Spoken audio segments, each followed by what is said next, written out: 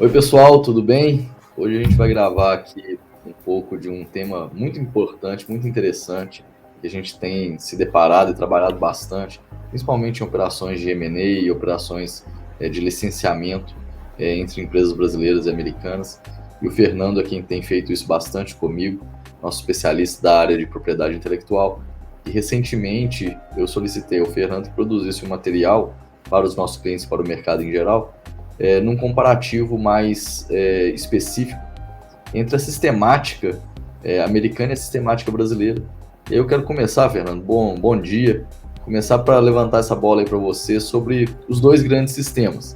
Nós sabemos que tem dois grandes sistemas, o sistema europeu, que foi adotado pelo Brasil, o sistema de direitos autorais, e o sistema de common law, que foi adotado pelos Estados Unidos, o de copyright. Então, se você puder começar dando um apanhado geral da principal ou das principais distinções, depois a gente entra um pouquinho mais nos detalhes.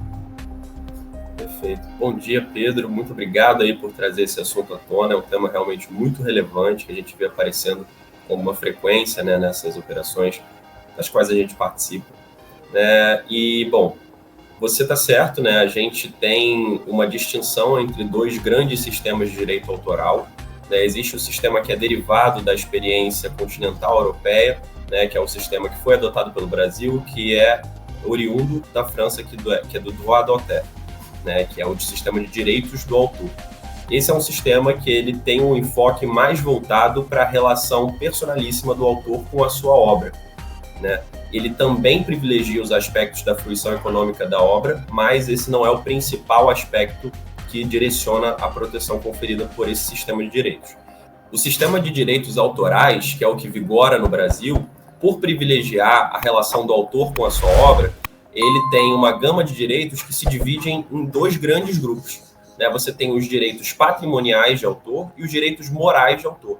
Então, os direitos morais de autor, eles estão totalmente ligados com a relação personalíssima que o autor tem com a sua obra, que é o direito de receber créditos pela obra, de impedir a sua circulação, de controlar a forma como a obra é explorada, numa perspectiva de proteger, né, a forma como isso impacta na sua personalidade, como isso impacta na sua imagem, né? E existem os direitos patrimoniais de autor que estão muito mais ligados à fruição econômica dessa obra, e que aí sim estão mais ligados, um pouco mais parecidos com os direitos que são previstos dentro do sistema de copyright, que são os direitos de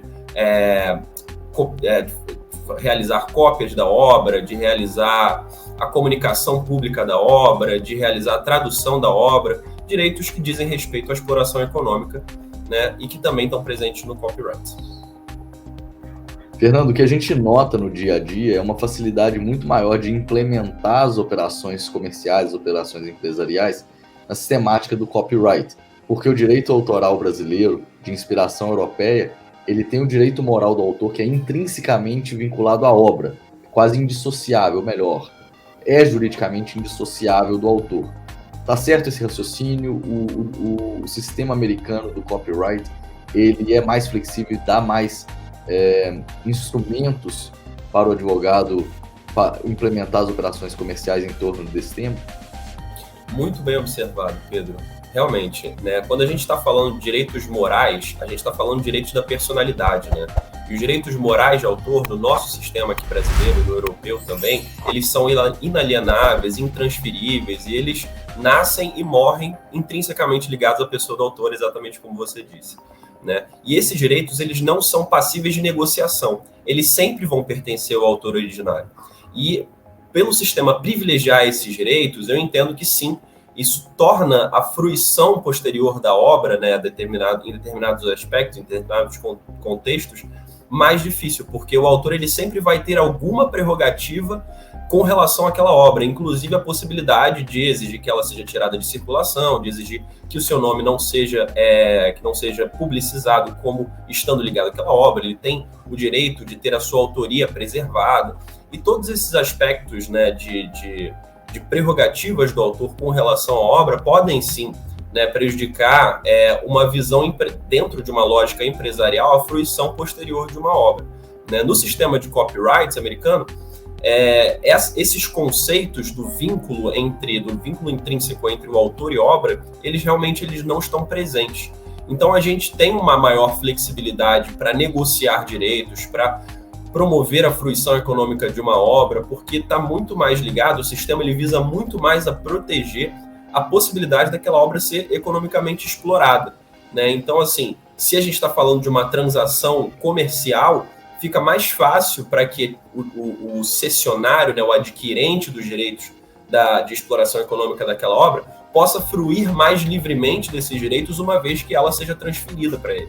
E isso acontece também no Brasil, isso acontece também no sistema de direito do autor, mas sempre vai haver essa herança, né, dos direitos morais de autor que estão sempre ligados à obra e que vão acompanhar ela até, enfim, enquanto ela existir. Né? Ótimo. Obrigado, Fernando. Eu sei que o trabalho está no blog da Drummond, é só acessar o site da Drummond Advisors que esse trabalho mais aprofundado está lá. Inclusive com exemplos práticos dessa distinção, a gente trata da parte do registro, como é o registro no direito autoral, como é o registro no copyright, qual que é o papel desse registro. Parabéns pelo trabalho, está no site, então é um trabalho mais longo. O objetivo aqui foi só a gente fazer um apanhado geral e chamar o leitor aí para poder estudar isso conosco, que é um tema muito interessante. Valeu, Fernando, muito obrigado. Um abraço. Valeu, Pedro. Um abraço aí, um abraço a todos.